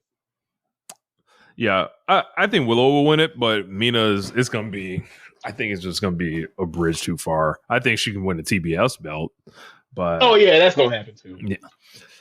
But yeah, like I'm still not jumping for joy with the women's tag team championships, but I wouldn't either.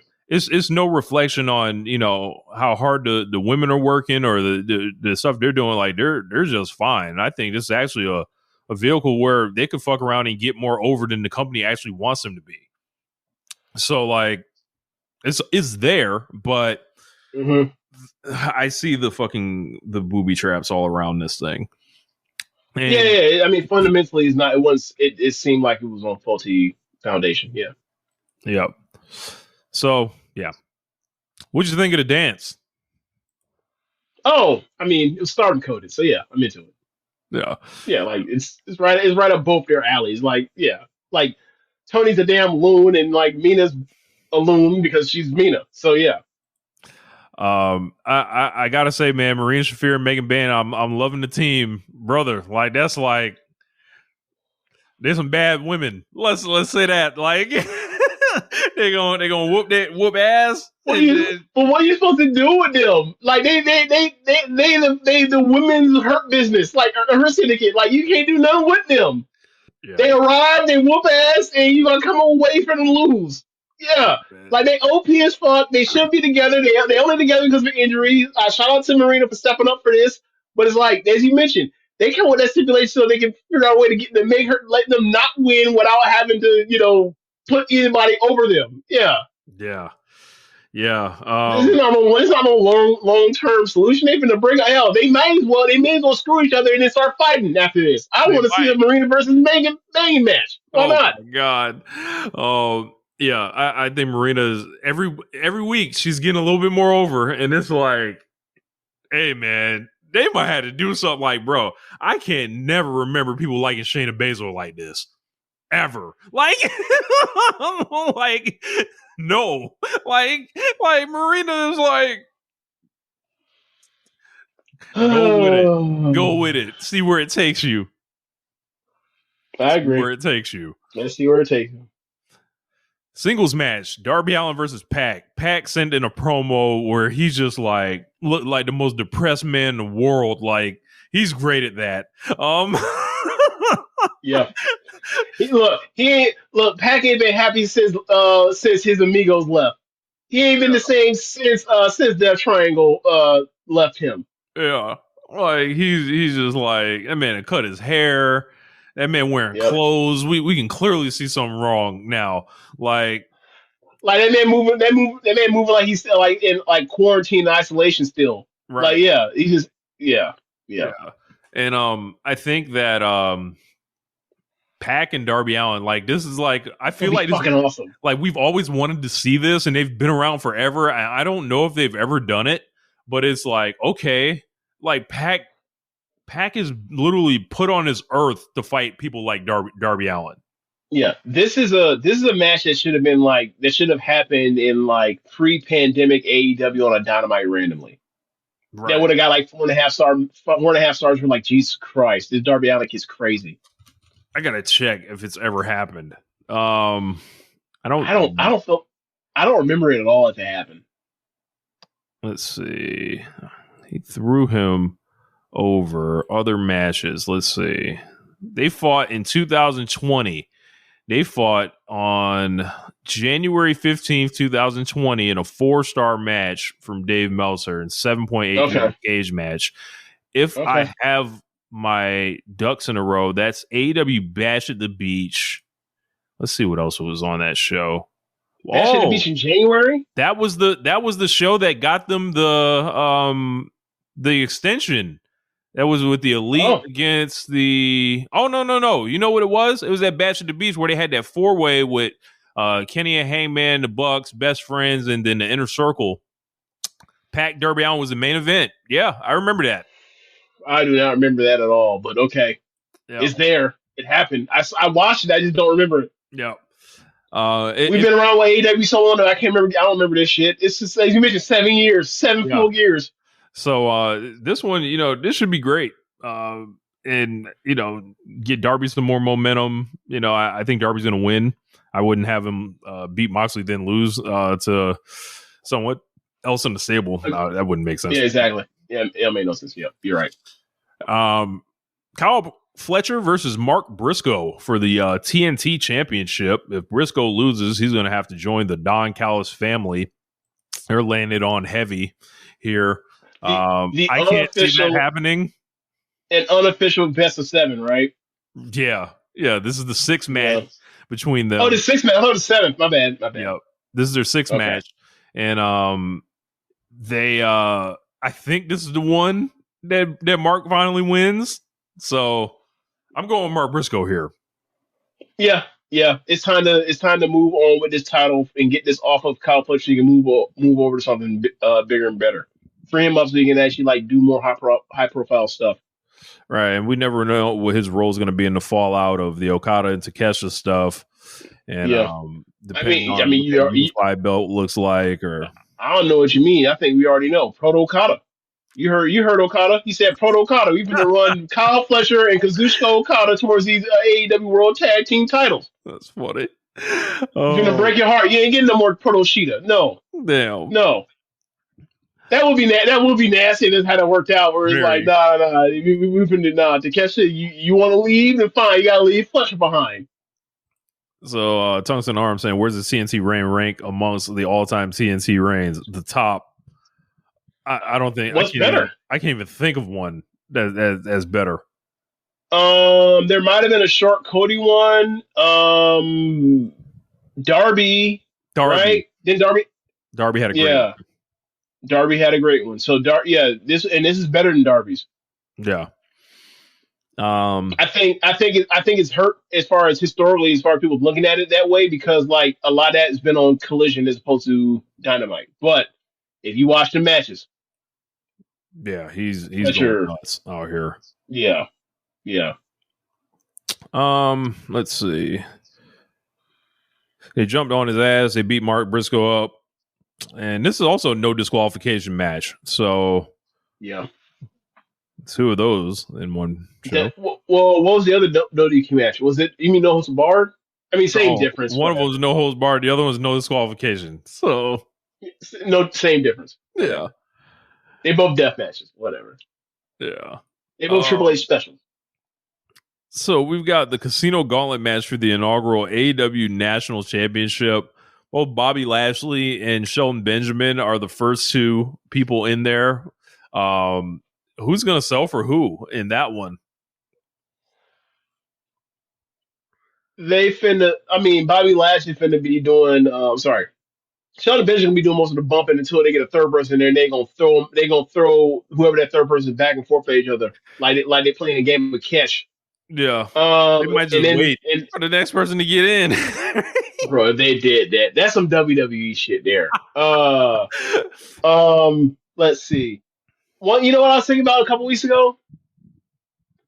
When is MJF gonna come back to defend or that fucking battle royal for that fucking ring? When is that happening? That should be soon. Yeah. Are you happy we will come back for that eventually before the end of the year? As No. C2 is going on? Exactly.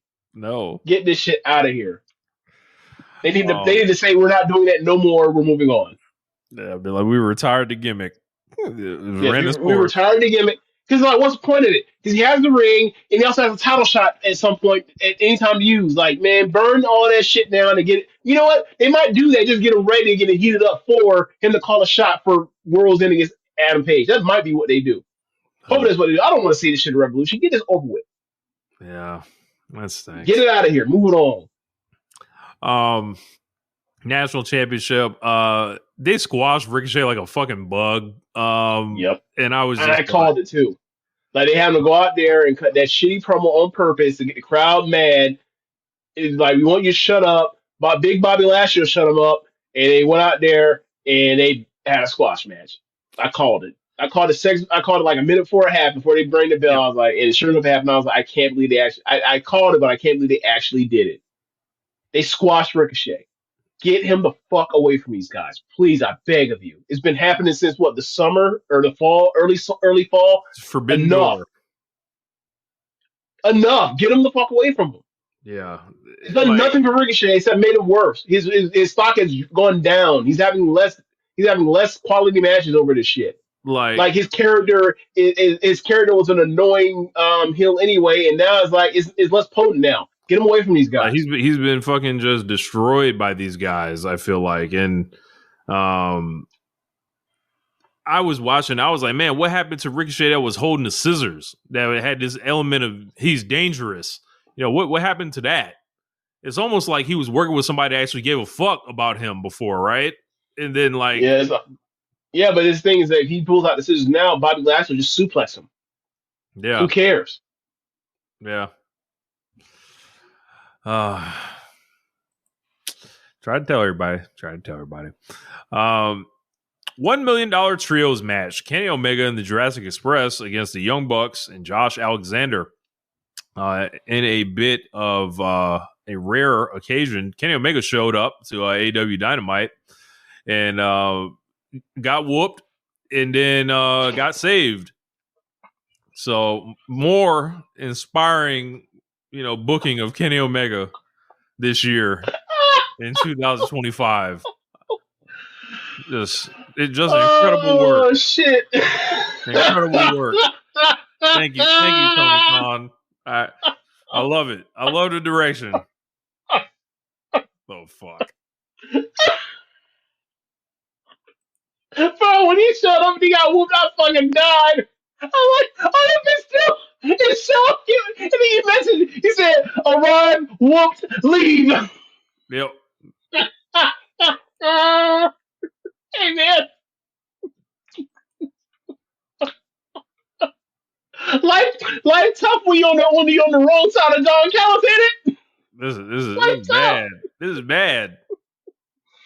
So that man better get on his hands and knees and beg to Don Callis, please take him back. Life was so much better. This is a B for life. Oh man. So Josh Alexander is very badly wanted the Young Bucks cosign of being a trios wrestler with him. Puts Kenny in that ankle lock. Yeah. And they got this thing set up. The Bucks are very conflicted. Yes. Funny shit when Jurassic Express showed it. They showed with like a vacuum and a shovel. I was like, yo, what the fuck? A snow shovel like at that. I was like, what? All right, bro. Yeah. Yo, before we move on, can we go back in time a little bit? Kenny Omega showed up with a chair in his hand. He's walking out to the ring. Yeah. He literally Kenny Omega, camera's on him the whole time. He literally motions to the chair like, I'm finna hit you in the gut. Rocky Romero decides to literally run as far as short fast he can directly into the chair. I was like, this Rocky Romero's a fucking clown, man. He doing shit to pop himself. Yeah, man, but the match gonna be fun. Obviously, gonna be fallout of like, oh my god, the Young Bucks and Kenny Man I'm sorry, are they gonna make up for like the 50th time? Like, we gotta, hey man, we at some point we gotta do like Shield reunions or Elite reunions. Which one are we gonna do? We gonna figure out who's done more at this point in time. But yeah, man, you know, Josh Alexander wanted that cosign, and like the Young Bucks rightfully said, hey, bro. You are not Kenny Omega. You are not Adam Heyman Page. You are not Kazuchika Okada. We ain't gonna give you that kind of cosign to be with you amongst us in the elite. We're not gonna make a fourth version of the elite with you. Nah. You ain't Kota Ibushi. We ain't doing this with you. Well, Nah. you ain't Kenny. You just Canadian, nigga. Like, I don't. The fuck? Like, Yeah. Like, you just a bald-headed nigga that wrestle. You ain't Kurt Angle. Like, we ain't doing that for you either. Get out of here. so should be a fun match. Do me a favor, right? Can you look up Josh Alexander and see if he has any Dave Meltzer 5-star matches real quick on his cage match? He does. I know he's got one for sure. So maybe he is Kurt Angle. He's still ain't getting in. Never mind. All right, so yeah, man, like you have a 5-star match. Okay, like you have to have a 5-star match from Dave Meltzer to be put in with the Young Bucks for them to want to work with you as far as and sign you over as like, yeah, you be a third guy in our trio. You ain't there yet. So, but he actually has, but never mind. So that joke don't work. But yeah, man, like whatever they finna do with the Keshta and the Young Bucks and Fletcher and Okada and the Callis family and all that kind of stuff, it's gonna be nasty. And I don't know what they set up exactly, but it's gonna be nasty. Yeah, look, I'm aware that the sliders go up when he goes to Arena Mexico. I'm aware of that. But when he's not, boy, geek. So tag team match for the World Tag Team Championships. We got Brodito versus FTR. I think it's time for Brodito to come off the belts. They've cranked back the defenses. I'm trying to break both of these boys up and put them in different C2 blocks. For real? You want to break them up? I mean, like, I feel like the goal has kind of been achieved with them already. They're a mismatched team that I think we all kind of liked and I think got over huge, but it just feels like it's FTR's time. And yeah, it's lock in. I know a lot of people not jumping for joy with the FTR stuff, but there's a lot of people for them to work with that have been kind of set up over the yeah.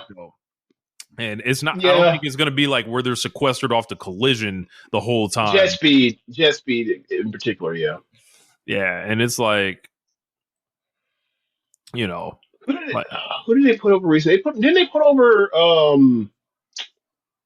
They lost somebody like in the last 2 weeks in Collision. I forgot who it was. A tag team. It wasn't Gun Club, was it? Like it wasn't like Austin Gunn and Juice, was it? Yeah, Juice and Austin Gunn. I think it might have been them. Yeah.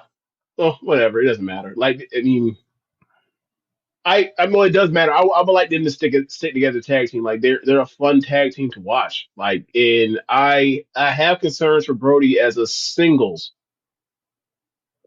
Because it's like, all right, we know that we've seen him in C2 plenty of times. Like, we know he can have this singles matches, but like, he's gonna get lost in the singles shuffle again. You know? Yeah. I mean, shit. Make him do a 3-way program with Hangman, like just on TV or something. That'd be pretty cool. During the C2 or something, he works both of those guys or something. I don't know, but look, we're gonna get a Hangman in a minute, but they I think FTR is winning, and it's gonna be very dirty, and this is probably gonna be their signature tag team reign. I know they had the other one, plural, and they didn't really, light the world on fire, I would say. So this one, probably the best landscape, and I think it leads to them and the Bucks at Wembley next year. Like, I think that's, and then the ways the Bucks have been, they're clearly trying to go face. FTR's gone super heel here, and perhaps they get, the chance to actually have their best match. Fair enough. That's the long vision for it, but let's talk about the AEW Men's World Championship. Hangman Page versus Samoa Joe. Question from Frankie says, you don't think Cope and Cage is going to take it off of them?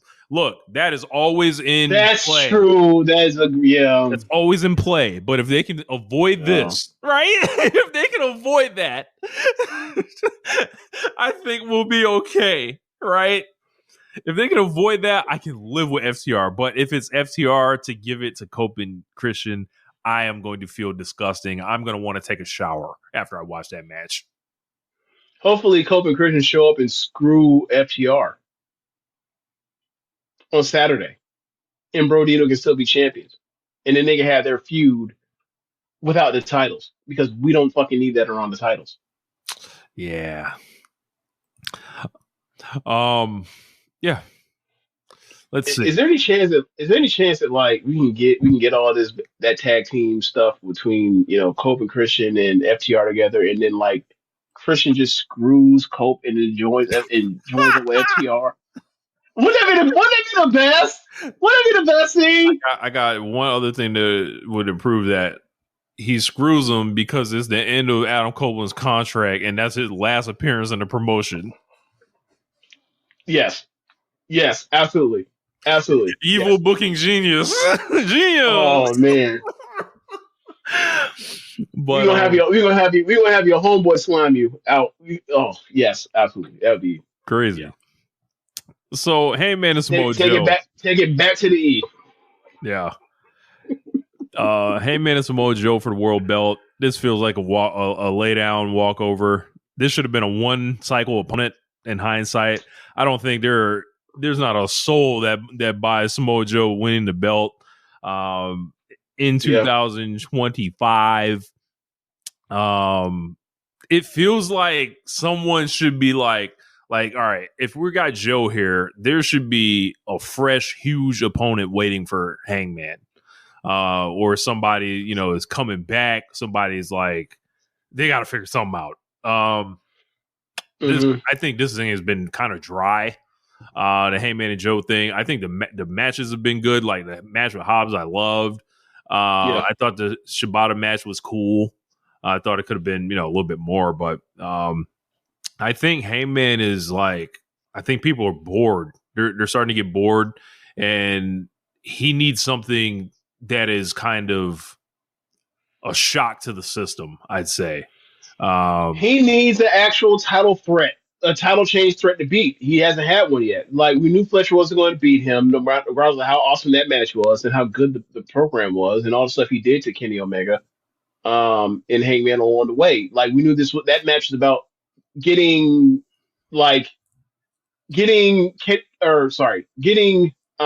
Kyle Fletcher's like feet into the main event like landscape, as like sticking his foot into the water, testing the waters, and then go from there. Yes, very much is like, okay, this is your first shot. You're gonna and eventually you'll get there, and we can go back to this match. So this is your progression to get there. So that wasn't really about Adam Page, and then this is like he's wrestling. Remember when we called for Lashley?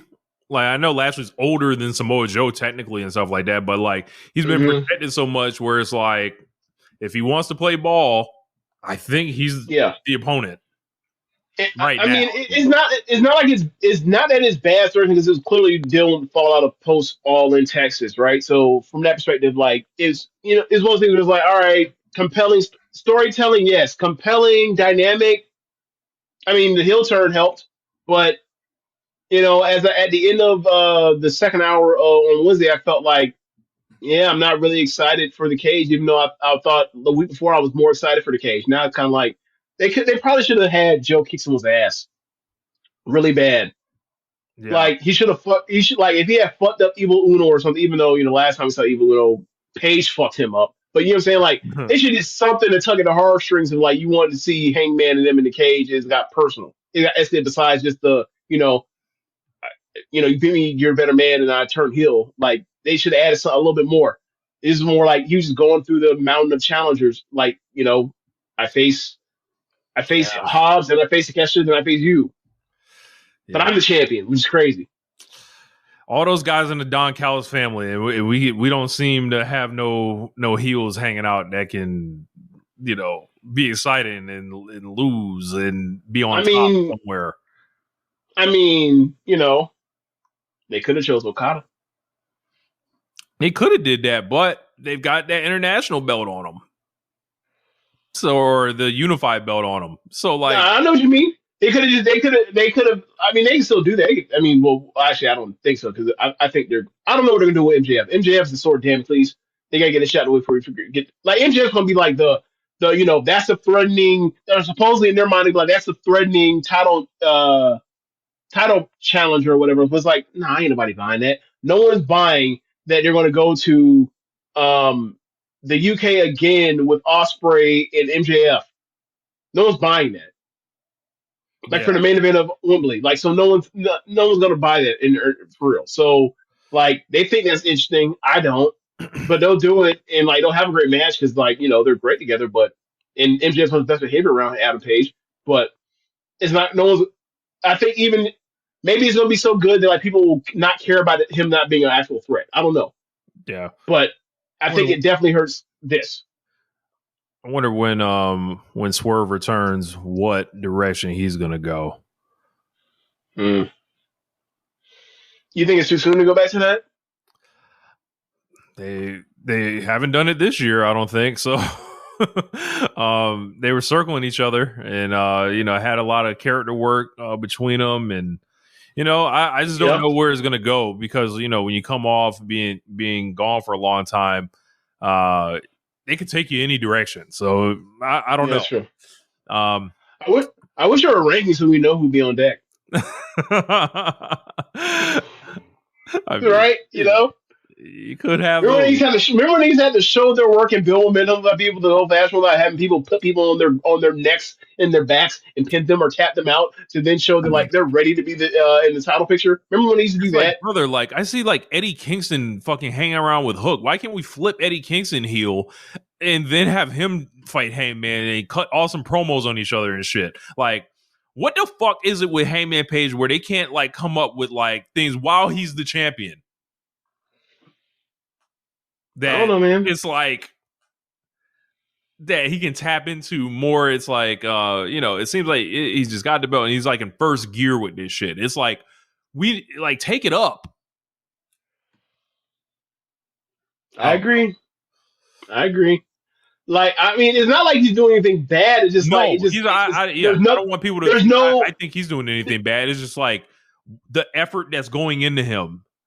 There's no big opponent that you see on deck aside from MJF, but no one's going to buy the MJF thing. It might be compelling, but no one's going to buy it. Like, oh yeah, that's how changing right there. Give it a calendar, right? Like, there is no. So remember when Cody won the title? Like they went to SummerSlam with Brock. Yeah.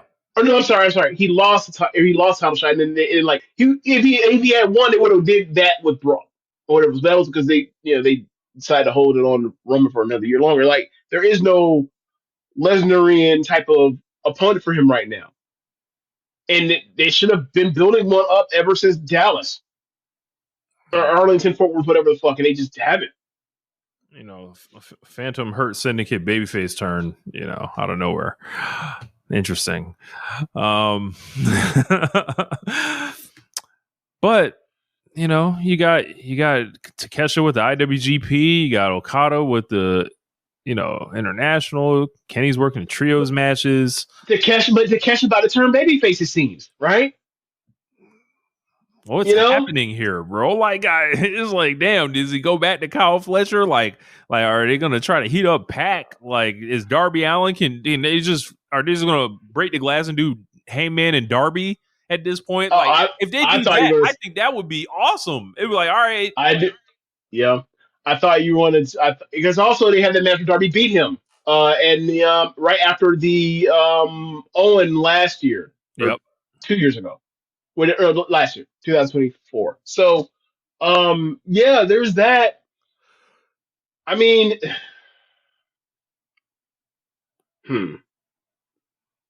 I don't know. I mean, it's not like they don't have options; it's just they just haven't really,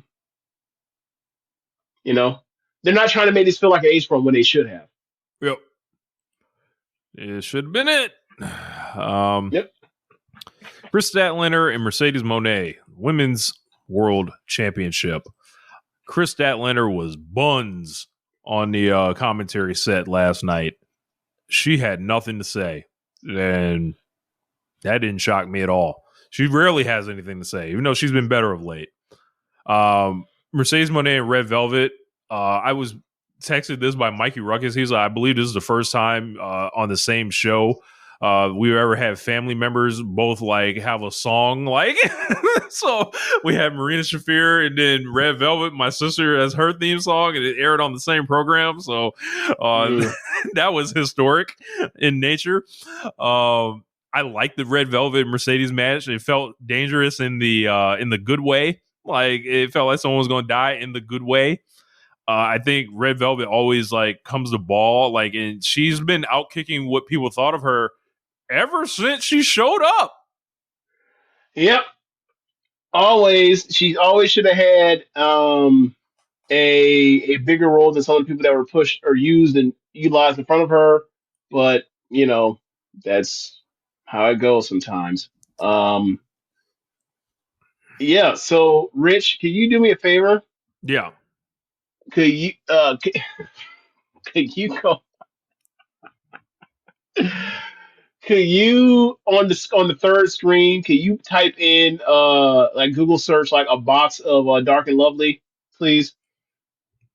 Oh shit! What is they about to do? Let's see. Any woman from any box, and just put it on the screen for people that don't know about relaxers. Okay, let's see. Yeah, trying to get the good size picture.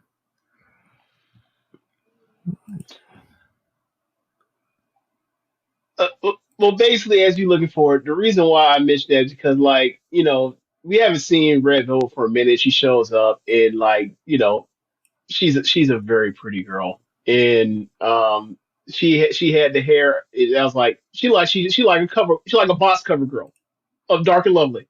That's like what I thought. That's all that on my mind. So if you can find the like, oh yeah, like that's a future meme. Someone can put like yeah, like if you can put Red Velvet from last night on the picture with her hair looking great like it was on a box of Dark and Lovely, that could be a One Nation Radio meme. But yeah, but outside of that, yeah, man, the match was really good. I also loved Red Velvet's gear, and I also liked Mercedes gear, and just like she's on a run of just like having these quality matches on a real consistent basis that she never even had in WWE. So, it's crazy that she only got 10%, 10.9% of votes in the Wrestling Observer Hall of Fame. Yeah, good point. That's disappointing. Like it's, I don't even know if I'm shocked necessarily by that, knowing like the history of the Observer with Mercedes. But I mean, it is like. You tell me you tell me what the black woman is in the Observer Hall of Fame besides Audrey Kong. I'll wait. I think that's it, bro. And oh nigga, if there was anyone else, I'd be shocked to find out. Yeah, like I haven't researched this. I can just go off. I can go off just guessing. And it's like my whole thing was like, yo, if you're the greatest human to emanate from a continent and you're the best wrestler of your gender, like it should like take you a little further than 10%, I think. Right. If this was the greatest male wrestler to ever like be out of North America, right? No, I got one for you. Do you think Asia wasn't into the Pro Basketball Hall of Fame? What's up? Do you think Asia wasn't into the Pro Basketball Hall of Fame? Yes. Oh, okay then. Yeah. What the fuck are we doing? Yeah. Like, I look, when the Junkyard Dog goes in next year, I'm going to have a lot of time free. And you already know what I'm about to do. So that'll be the next one where I had to be like, you know what? Let's use our minds here. Like, bro, like the horsewomen in general, particularly Charlotte and Becky and Mercedes, like their vote percentage is not based off the influence of what they've done in, as far as how the industry has changed. Like, it makes no sense. It makes no sense that they're this low. Obviously, that has to do with like what I imagine the voter demographics look like, but still, like it's one of the things where it's like, why do you think you have these women's wrestlers wrestling at this level now in America? it's amazing. You know what I'm saying? Like, so we got Mercedes versus Steph. There wasn't no Megan Baines 25 years ago. Are you fucking kidding me? around. There weren't no Willow Nightingales and Chris Statler's walking around this bitch 15 years ago. Are you kidding me? Yeah. Maybe look, let me know, like Statler. When we went to what was that? It was Madison. We went to Shimmer. She was there. Like, she was we saw her, right? We also Britt Baker, right? But what I'm saying is, like, she may have been wrestling back then. Like, hell, Thunder Rosa wrestling in 2015. We saw her, right? But like, they're not the level they are in, like, or that they are now back then. In like, they were there, not in this particular form. And like, these people don't get these opportunities or get to where they were if not for these people or blazing this trail in that kind of way.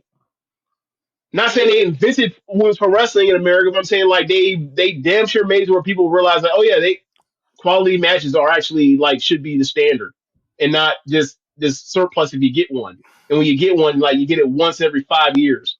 Yeah. So we got Statlander, awesome in her own right.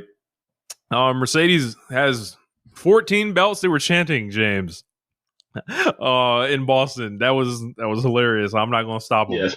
Whatever. And like, people are going out of their way now to try to correct. Like, she has this amount of many belt. It doesn't matter, fool. Like, that's the work. That's literally the gimmick. Is like the amount of belts is so absurd. You're supposed to dislike her. Yeah.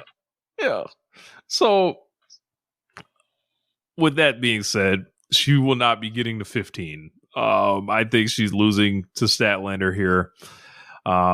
They've told this whole story, and Statlander's actually done a pretty good job driving it home that, I got the one belt. I got the one that she can't win. So I think that's a good story. At least, through look at when these contracts are up and stuff like that, it still gives you something to do with Mercedes in the long run, rather than strap her up with everything. Which would be like, I mean, look, if they want to do it and burn this motherfucker down. The thing is so amazing because, like, she's had a lot of these bills for a long fucking time. Like, so for example, the TBS, she had it for a long time. Like, all right, she has to lose the TBS where she loses all these other belts off TV. Right. So if you put her, then you give her the world titles. Like, all right, which women's title is she challenging for first? Are people challenging her for? Is she challenging for TBS or for the women's, and then why not both? And then, it's I mean, look, she beat Statlander's ass in two great matches. And like, I'm Statlander getting a win over her would mean something. It would also add something to. It would also actually give like the Willow and stuff that they keep trying to heat back up, but actually there's nothing actually there anymore. It would actually give them something of like, oh yeah, like both of them, neither one of them could be Mercedes, and like one of them actually finally did. Yeah, and like it's also further establishes Chris at the top, and then you keep her up there so Willow can kind of meet her. So right. Because if you beat Tony Storm in Mercedes Moné in basically back pay per view, literally back pay per views, like that means something, because those are the two biggest stars in that division Yeah. and two of the biggest stars in the company. So that is the full card announced. There's 4 matches on the pre-show, and this thing's kind of loaded on the low. Yeah. They got a trios match for the CMLL trios match, Sky Team, Yes. Mexico, Mascara Dorada, and Neon against Kazuchika Okada, Konosuke Takeshita, and Hechicero. Yes. Yeah, that's right. The IWGP belt on the pre-show. Hey man, when Callis announced that match, and the last person they announced was Takeshita, Okada made his face like, I can't get away from this motherfucker. I hate him so much. Yeah, I loved it. It was great. And I It's like her like the party's over. I've enjoyed like their pre-shows, pay-per-view pre-shows of late, the tailgate brawls, whatever else. But this one is like, I'm definitely going to be tuned in and care about this, because I want to see their interactions and how they try to fuck with each other, because it's so great when they fuck with each other. Oh, I love it. So yeah. They're doing Can't wait for the show. They're doing Big Boom, AJ, and QT Marshall against Rocky Romero and Trent Beretta. We already know Rocky Roppongi Vice. Yeah, Roppongi Vice. We know Rocky Romero gonna find a way to show his whole ass. That's true. Eddie Kingston and Hook versus the Workhorsemen. Who needs this? Oh, they're all locals. Never mind. Max Caster, Anthony Bowens versus the Bang Bang Gang versus Big Bill and Brian Keith versus the Outrunners. The winners get $200,000. This feels like the unacclaimed. Feels like Cap. Look, more like, locals. Okay, no. Like, okay, they've been doing the money matches and doing the whole gimmick of all-star tag matches with all this money for a Jurassic Express or Jet Speed, or the Young Bucks will lose money and Nick start acting like he's at rock bottom, right? Cool. Right. And the highs and lows, winning money, losing the bet. Cool, fine, whatever. All these matches be like, 500,000, 300,000, 100,000, blah blah blah. We ain't seeing no money. No, all I'm saying is like, all right, $500,000 match, Young Bucks and Jurassic Express on pay-per-view, fine. You expect to believe that Tony Khan will put this match together and say, yeah, I'll give the winner of this match $250,000 on the pre-show. What the fuck is he paying out of Page then? Bro, I feel like you gotta be offended if you just like a regular match, like, all right, like say like fucking Darby Allin versus Pac, right? Like what the fuck is our money at then? Like right. Like can we get a little stipend on top of this? Oh boy. Someone got the championship, so championship bigger than money, so there's a lot of those. But this is a singles match. Feel like they're getting cheaped out here. Is Tony being cheap, James? These billionaires being cheap? I don't think it's being cheap. I think he's like that number. Like, what would that number should be appropriate? Should it be like?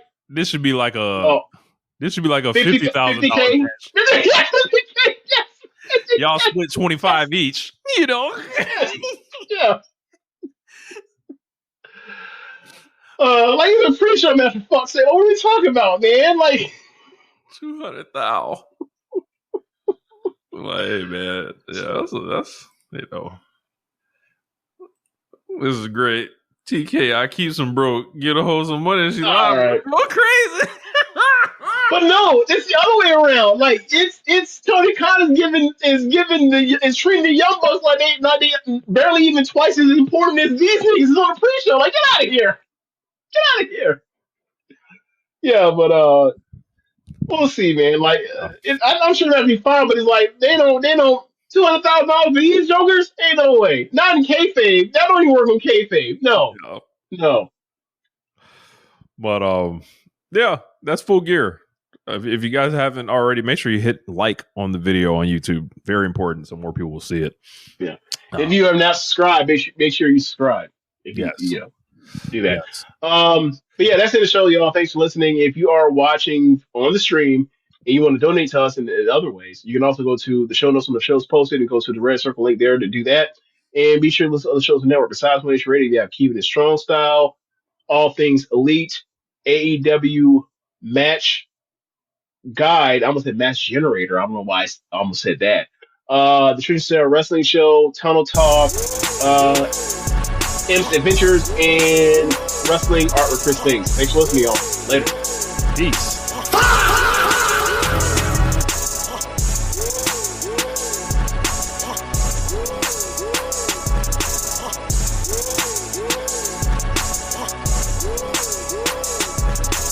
Hey, Ryan Reynolds here. Wishing you a very happy half-off holiday, because right now Mint Mobile is offering you the gift of 50% off unlimited. To be clear, that's half price, not half the service. And Mint is still premium unlimited wireless for a great price. So that means a half day. Yeah? Give it a try at mintmobile.com/switch. Upfront payment of $45 for 3-month plan, equivalent to $15 per month required. New customer offer for first 3 months only. Speed slow after 35 gigabytes if network's busy. Taxes and fees extra. See mintmobile.com.